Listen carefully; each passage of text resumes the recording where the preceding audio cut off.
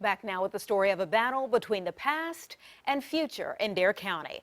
Development versus the dead. 10 on Your Side got a call about a developer digging up a property people were buried at decades ago. It's near the Manteo airport. Descendants are at the end of their rope about what to do to stop homes from being built on top of their loved ones. Andy Fox has a look at this issue and a possible resolution for now. These family members want to preserve, protect, and reclaim what is theirs, the burial grounds of their ancestors.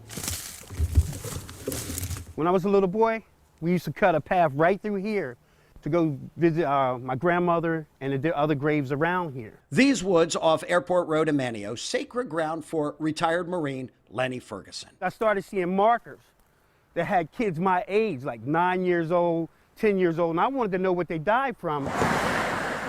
In 2009, Ferguson was driving by these woods, saw work trucks. I came up this way, and I saw a crew ripping out the headstones. So I stopped them, and they stopped, and I asked who ordered this, and they said Malcolm Fearing. So then I talked to Malcolm Fearing, and they said we wouldn't do it no more. Malcolm Fearing owned the property. I spoke with Malcolm Fearing, and he said he wouldn't do it no more. That's absolutely no truth in that.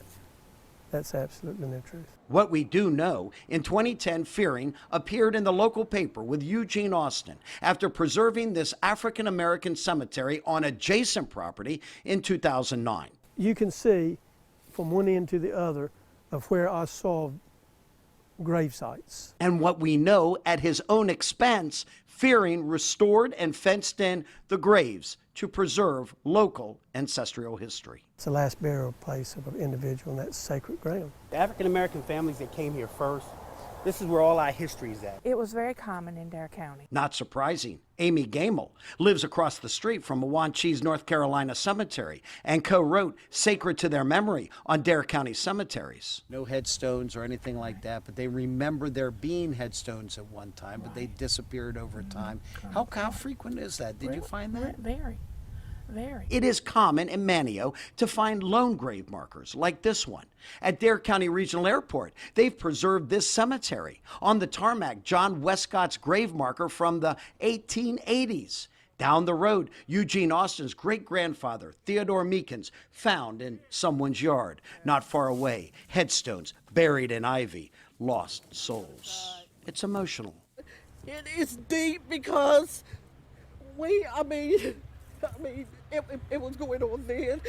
It's going on now. Bones are buried here. Which brings us back to Lenny Ferguson, who doesn't want homes built on what he believes is sacred burial ground, a resting place replaced. So I called Stan White, the realtor, and told him that was a graveyard. He reached out to Stan White Realty and Construction that's selling 12 lots with homes that could look like this. Developer Stan White. First of all, they haven't proven to me that there is a grave on there. North Carolina law orders notification and detailed plans before Ferguson digs to confirm a grave, and orders Stan White to stop home construction immediately if he does discover a grave. In the end, our 10 on Your Side investigation brought together two sides. Middle ground is if those folks will go through the proper steps and get the permits from the state, I'll let them go on there and dig.